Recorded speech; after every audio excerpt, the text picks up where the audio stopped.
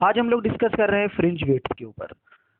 तो fringe width तो आपको मालूम है, लेकिन अगर क्वेश्चन इस तरीके का पूछा जाता है आपको कि find the separation between third bright fringe and fourth dark fringe, तो यहाँ पर आपके पास लॉन्ग मेथड क्या है कि आप पहले आपको ब्राइट फ्रिंज की सेपरेशन सेंटर से निकालनी है, N lambda D by formula apply करके। तो ये फॉर्मूला अप्लाई करके आप ब्राइट फ्रिंज की सेपरेशन निकालोगे, फिर बाद में आप फॉर्मूला अप्लाई करोगे ऑड वाला और डार्क फ्रिंज की सेपरेशन निकालोगे, और फिर उन दोनों को सेपरेट करोगे, तब आपको distance between the two fringes आपको मिलेगा।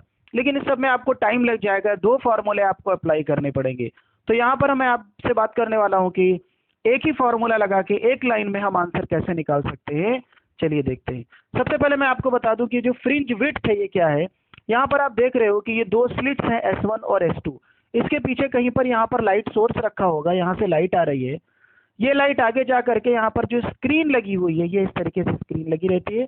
यहाँ पर स्क्रीन पे लाइट जब इंसिडेंट होगी इन छोटे छोटे होल से निकल करके, अच्छा ये जो आपको दो स्लिट के बीच की सेपरेशन इतनी ज्यादा दिख रही है वो एक्चुअली इतनी नहीं होती है, बहुत छोटी होती है। ठीक है, तो यहाँ पर इतना बड़ा आपको शो करने के लिए, पिक्चर दिखाने के लिए, अच्छे से क्लियर हो, विजिबल हो, इसलिए बड़ा बनाया गया है। तो यहाँ पर मैं बात कर रहा हूँ जो स्क्रीन है, इस स्क्रीन पे जब ये लाइट इंसिडेंट होती है तो यहाँ पर बैंड्स बनते हैं, और इन बैंड्स को हम लोग फ्रिंज बोलते हैं। जैसे कि आपको ये फ्रिंज बनी हुई दिख रही हैं, तो ये फ्रिंज डार्क और ब्राइट दोनों बनती हैं। जैसे आपको ये दिख रहा है, ये डार्क फ्रिंज बनी है, ये डार्क बनी है, ये डार्क और ये डार्क, और ये आपकी ब्राइट बनी है, ये ब्राइट बीच में है, और ये ब्राइट, ये ब्राइट। ओके, ये सब ब्राइट, डार्क और ब्राइट अल्टरनेट यहाँ पे फ्रिंजेस फॉर्म होती हैं due to the interference phenomena. Okay, अब इंटरफेरेंस क्या है वो हम लोग बाद में डिस्कस करेंगे। So what is the fringe width? The separation between two successive dark bands or the separation between two alternate bright bands is called the fringe width। यानी अगर आप दो डार्क फ्रिंजेस ले रहे हो, दो डार्क बैंड ले रहे हो, तो एक ये और एक ये ले लो आप, इनके बीच की जो गैपिंग होगी, जो डिस्टेंस होगी, उसको हम फ्रिंज विड्थ बोलेंगे। ओके, या फिर अगर आप ब्राइट वाले ले रहे हो तो आपको दो सक्सेसिव अल्टरनेट लेना है, एक के बाद एक जस्ट लेना है। तो आपने एक ये ले लिया, एक ये ले लिया, तो इसके बीच की जो गैपिंग है वो भी फ्रिंज विड्थ है।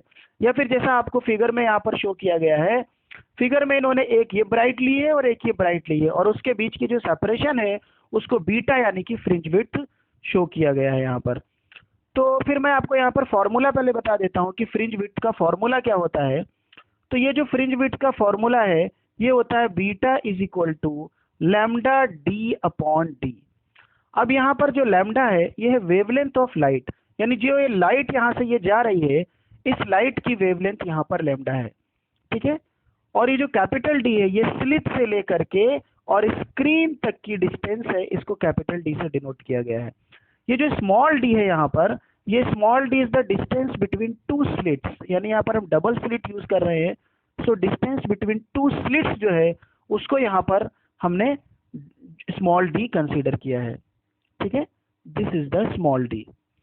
ओके, तो ये सिंबल्स की मीनिंग हो गई, और ये हमारा beta is equal to lambda D by D fringe width का फॉर्मूला हो गया।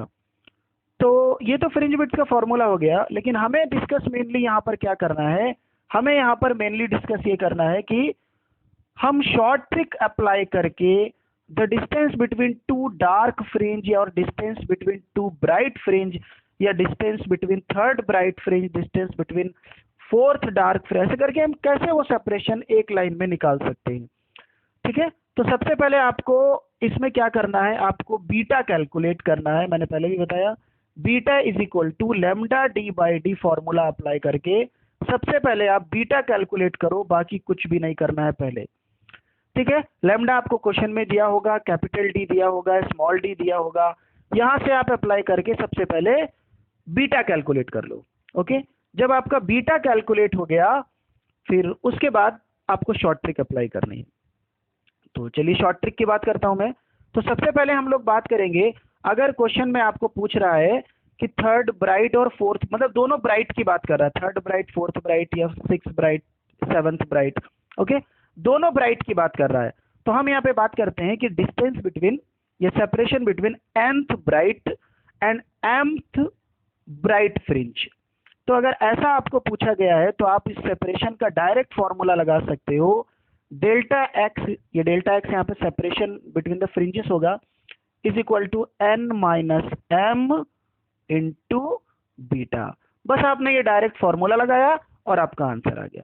कंडीशन क्या है यहाँ पर, nth यहाँ पर ब्राइट फ्रिंज है और m जो है वो भी ब्राइट फ्रिंज है, दोनों ब्राइट के बीच में आपसे डिस्टेंस पूछेगा, तो n minus M beta. Beta आप पहले कैलकुलेट कर चुके हो, वो यहाँ पे पुट करना है। n और m की वैल्यू जो आपको क्वेश्चन में दी हो, जैसे थर्ड ब्राइट और फोर्थ ब्राइट पूछा, फोर्थ ब्राइट और फिफ्थ ब्राइट पूछा, तो यहाँ पे 4 और 5 और 3 5 माइनस करके लिख देना है आपको। ठीक है, हो गया ये। तो ये हमारा हो गया delta X is equal to N minus M into beta. तो ये तो ब्राइट ब्राइट का हो गया। ठीक, अब इसके बाद अगर आपसे वो डार्क का पूछ, या डार्क या ब्राइट या डार्क का पूछता है, तो फिर हम यहाँ पर कैसे करेंगे वो आगे देखिए। तो अब उसने मान लीजिए आपसे पूछा nth bright and mth dark fringe, okay, इस तरीके से उसने पूछा है। तो यहां पर फिर इसके दो केस बन जाएंगे। तो पहला केस मैं यहां पे लिख रहा हूं, पहला केस ये होगा अगर n m से ग्रेटर है, सपोज दैट n m से ग्रेटर उसने अगर दे दिया है, तो फिर आपको फॉर्मूला लगाना है delta x is equal to n minus M plus 1/2 into beta. Okay, अगर n की वैल्यू m से ग्रेटर है तो आप फ्रिंज सेपरेशन का डायरेक्ट फॉर्मूला लगा सकते हो n minus M plus 1/2 into beta. इसका दूसरा केस लेते हैं, अगर सपोज दैट कंडीशन उल्टी दे दी उसने आपको, n लेस देन m दे दिया आपको, ठीक है, तब यहां पर आपको जो डेल्टा x लगाना है थोड़ा सा चेंज होगा, बस ये हो जाएगा m माइनस n माइनस 1/2 और ये आ जाएगा बीटा। ओके, तो ये आपको कब लगाना है, जब आपको nth ब्राइट दिया हो और mth डार्क फ्रिंज दी हो। ठीक है, तो इसके बीच में आप सीधे सीधे ये फॉर्मूले लगा दोगे और देखिए आपका कितनी जल्दी यहां से आंसर आ जाएगा। इसको सॉल्व करने में आपको 1 मिनट से कम का टाइम लगेगा। Hope you understood. इसके बाद भी आपको कोई डाउट है तो आप नीचे मुझे कमेंट में बताओ।